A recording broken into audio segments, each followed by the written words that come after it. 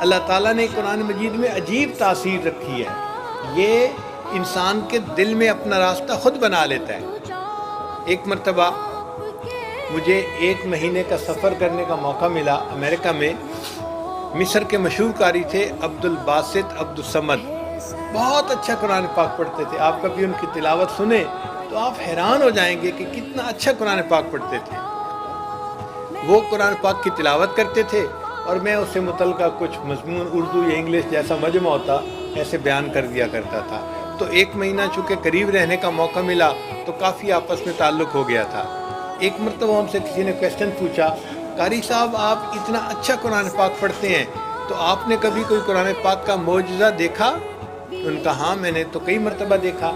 قاری صاحب بتائیں؟ تو قاری صاحب نے کہا کہ ایک مرتبہ مصر کے جو صدر تھے جمال عبد الناصر، وہ مجھے اپنے ساتھ رشیا لے کے گئے، اور رشیا میں تو کمیونسٹ تھے، تو وہاں تو مذہب کو، دین کو، خدا کو ماننے والا ہی کوئی نہیں۔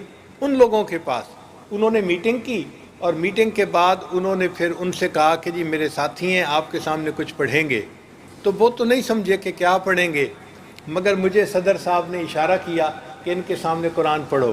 قاری صاحب کہتے ہیں میں نے ان کے سامنے قرآن پاک پڑھنا شروع کیا۔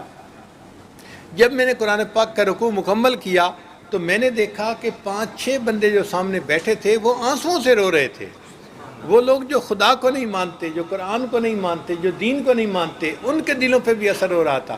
تو اس وقت صدر صاحب نے پوچھا کہ آپ لوگ رو کیوں رہے ہیں؟ وہ کہنے لگے کہ ہم تو نہیں سمجھتے کہ اس نے کیا پڑھا، لیکن اتنی بات ہے اس کلام میں کچھ تاثیر ایسی تھی کہ ہمارے دل پہ اثر ہوا اور ہماری آنکھوں سے خود بخود آنسو نکل آئے۔